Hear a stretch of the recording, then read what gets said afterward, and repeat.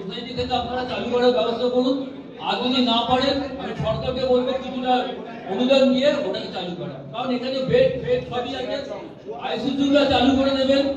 এইটা করলে আমাদের এখানকার লোকাল অনেক, আমরা কেন অনেক দূর দূর থেকে লোক এসেছে, এই সমাধানগুলো যদি করতে পারেন খুব উপকৃত হবো। আর আমাদের কাউন্সিলর তো আছে, সব ব্যাপারে উনি করছেন, এবং হসপিটালের জলের ব্যাপারটা সব সমস্যার সমাধান করলেন, কিন্তু ওরা চালু করছেন। হয়তো মানিটারি কোনো প্রবলেম হতে পারে, সেই জন্য আমি চাইছি যে সরকার যদি অনুদান দেয়, সোসাইটি যেরকম আমাদের গুজরাটি সোসাইটি আছে চালাক, কিন্তু অনুদান যদি দেয় তাহলে খুব ভালোভাবে চলতে পারে হসপিটাল। স্কুলের যে গেট আছে, ডাইসেকশন স্কুল যখন ছুটি হয় তখন ওখানে একটা মেস তৈরি হয়, যেখান থেকে ডেফিনেটলি আমি বলবো আমাদের এক্সিকিউটিভ কে লিখছে, একটু দেখে দেবেন, এটা পরে দেখে নেবেন গৌতম বাবু, অলোক এটা লিখে নিও একটু, যে যদিও ওটা, কারণ আমাদের অলরেডি লিঙ্কন্যাক থেকে এলগিন রোডটা ওয়ান ওয়ে থাকে, তাহলে যখন এটা সকালের দিকে 9টা থেকে যখন ওয়ান ওয়ে থাকছে তখন ওই জায়গাটা ওয়ান ওয়ে রাখতে হবে। সিমিলারলি সাইমালটেনিয়াসলি যদি আমরা জিনিসটাকে করি তাহলে আমার মনে হয় বেটার। এটা পুলিশের ব্যাপার, এটা আমরা আলোচনা করে পুলিশের আধিকারিকদের ডেকে বলে তুলে দিই। সেকেন্ড যেটা উনি বললেন সেটা হচ্ছে যে হ্যাঁ, সেটাই উনি মূলত এটাই বলেছেন। আর একটা যেটা বলেছেন তিনি সাধুবাদ দিয়েছেন কর্পোরেশনকে, যে ফুটপাথটা ছিল প্রায় 20 ফুটের কাছাকাছি, যেটা 22 নম্বর হেসাম রোড মিলিটারি কোঠি বলি, সেই জায়গায় ফুটপাথটাকে আমরা ছোট করে দিয়েছি, অ্যারাউন্ড 14 ফিটস আমরা কেটে দিয়েছি, সো দ্যাট গাড়ি ওখানে পার্কিং করলেও দুটো গাড়ি প্লাই করতে পারে। যে কাজটা আমরা করেছি হেসাম রোডে, হেসাম রোড একটা সময় যখন জেজেএসমেরা আর ভবানীপুর এডুকেশন সোসাইটি স্কুল ছিল আছে, তার যখন ছুটি হয় বা জুনিয়রদের স্কুল ছুটি হয় তখন গাড়ি ওখান থেকে নড়াচড়া করতে পারতো না, কিন্তু এখন কিন্তু গাড়ি নড়াচড়া করতে পারে। উনি হেসাম রোডে থাকেন, গিরিদা অমরনাথ গিরি, উনিও হেসাম রোড, এখন তো আর সেই জ্যামটা হয় না, তো একটা সাইড পার্কিং থাকলেও কিন্তু গাড়ি ওখান থেকে চলাচল করে। বাট হেসাম রোডের একটা প্রবলেম আছে, এটা প্রবলেম এই কারণে বলছি, ওখানে ওয়াটার লগিং হয়, কিন্তু কলকাতা কর্পোরেশন 365 ডেজ ডিসিল্টিং করছে, যেটা আপনারা নিজেরা চোখে দেখেন। এবং আমাদের এখানে পার্মানেন্টলি একটি গাড়ি আছে যারা বাকেটিং করে ময়লা তোলে, এসডব্লিউএম সেটাকে ক্লিয়ার করে।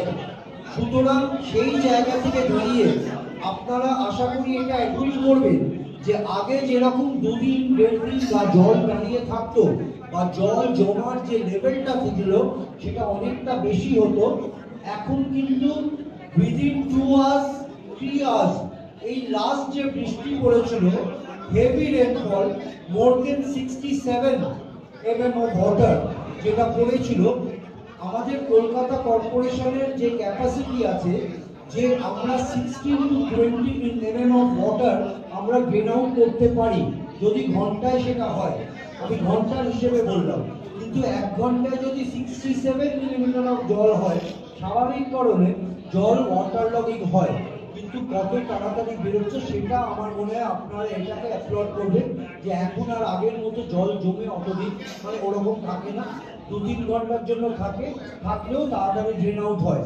এর আরেকটা কারণ আপনাদের জানা উচিত, যখন গঙ্গার ওখানে আমরা জানি বান আসে, যখন বান আসে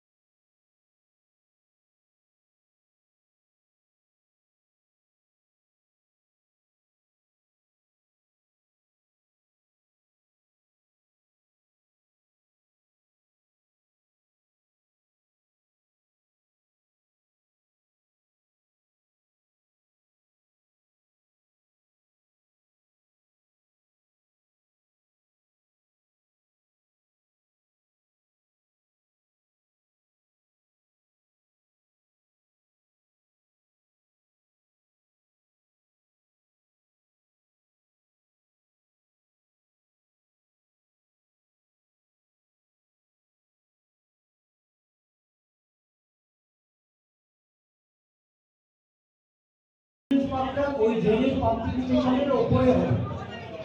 চিলড্রেন পার্কে ওখানে পাম্পিং স্টেশন হবে, ড্রেনেজ পাম্পিং স্টেশন হবে, যেটার উপকারিতা পাবে লিং road, Woodman road, Elgin road, হেশাম রোড, জাস্টিস ওয়াকানাথ road, justice Chandramadhab road, Alembai Road, and part and parcel of Dr. Rajendra Road.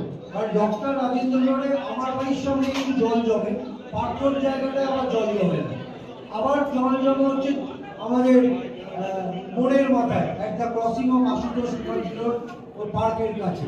তো সেই জায়গা থেকে আমার মনে হয় যে ডেফিনেটলি উই আর ওয়ার্কিং, এবং আমরা এই জায়গাটা এরপরে আর এই প্রবলেমটাও থাকবে না জল জমার।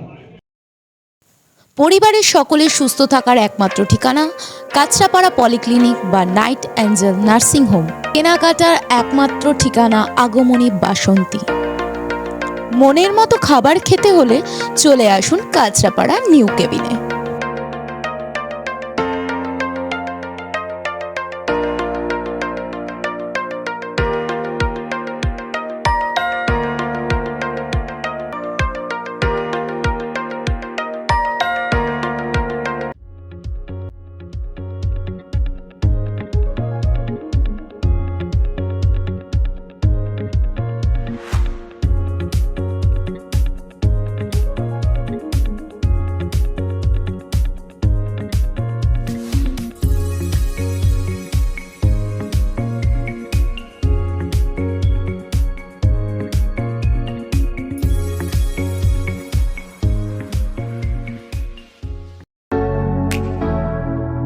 কেসরি লাইট হাউস এবং কেসরি লাইট হাউস নিজেদের রান্নাঘরকে আরো অত্যাধুনিকভাবে সাজাতে সমস্ত কিছু পেতে চলে আসুন নৈহাটি গৌরীপুর চৌমাথা বাজার কেসরি লাইট হাউস।